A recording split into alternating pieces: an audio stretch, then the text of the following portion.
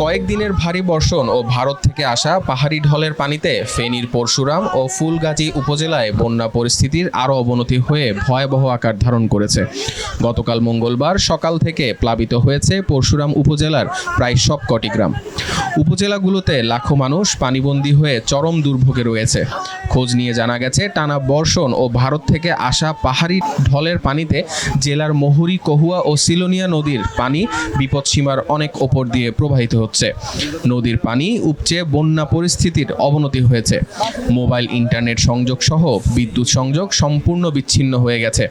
রাস্তাঘাট ও ফসলের মাঠ তলিয়ে গেছে। পুকুরের মাছ ভেসে গেছে।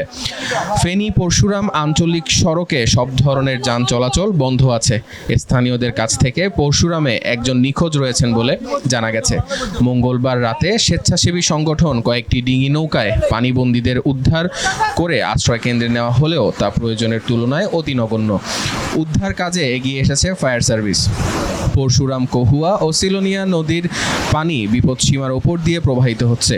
পরিস্থিতি সামাল দিতে জেলা প্রশাসনের পক্ষ থেকে জরুরি ভিত্তিতে সেনাবাহিনী ও কোস্টগার্ডের সহযোগিতা চাওয়া হয়েছে।